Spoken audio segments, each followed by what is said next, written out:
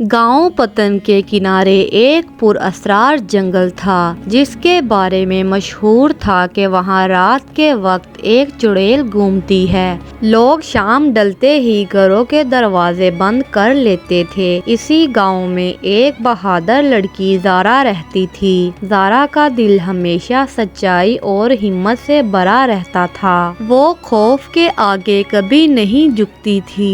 एक रात ज़ारा की छोटी बहन अल्मा अचानक गायब हो गई। सबने समझा कि शायद वो खेलते खेलते कहीं दूर चली गई हो, मगर ज़ारा को एहसास हुआ कि ये मामला आम नहीं। इसने फैसला कर लिया कि वो खुद अपनी बहन को ढूंढने जंगल जाएगी। घर वालों ने लाख मना किया मगर ज़ारा के कदम नहीं रुके। चांदनी रात थी। ज़ारा ने हाथ में लालटेन पकड़ी और जंगल के घने रास्ते पर चल पड़ी। दरख्तों की ठंडी सांसें, पत्तों की सरसराहट और रात के जानवरों की आवाज़ें माहौल को मज़ीद खौफनाक बना रही थी। लेकिन ज़ारा अपने दिल को मजबूत रखे आगे बढ़ती रही। कुछ देर बाद उसे एक मध्यम सी आवाज़ सुनाई दी, जैसे कोई बच्चा रो रहा हो। ज़ारा फौरन इस तरफ बढ़ी।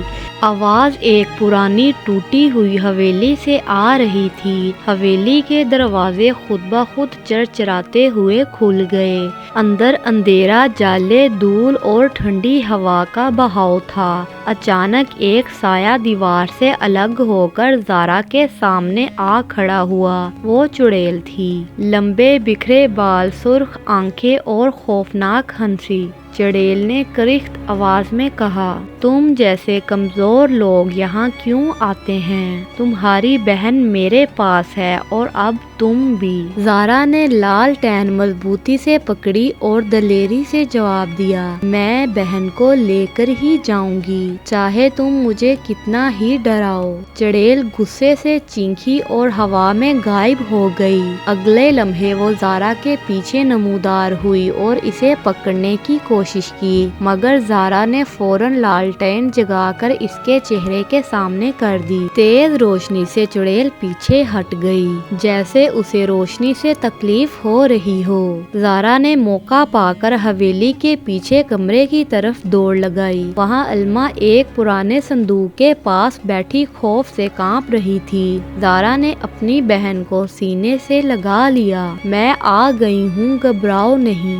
लेकिन वापसी आसान ना थी। चुड़ैल गुस्से से मातमी आवाज निकालती हुई दोबारा नमूदार हुई। इसने पूरे कमरे को लर्जा दिया।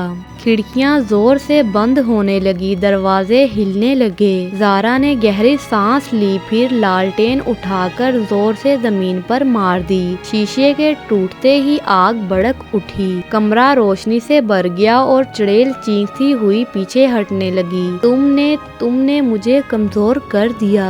इसकी आवाज धुंधली होने लगी और वो धुएं की तरह गायब हो गई। ज़ारा ने अपनी बहन को थामा और जल्दी से हवेली से बाहर निकल आई। सुबह की पहली रोशनी नमूदार हो रही थी। जैसे ही धूप जंगल पर पड़ी, खौफ का साया खत्म होता गया। गांव वाले जब ज़ारा को अल्मा के साथ सही सलामत देखते हैं तो हैरत से इसकी बहादुरी के किस्से सुनाते हैं। इस रात के बाद किसी ने चुड़ैल को कभी नहीं देखा।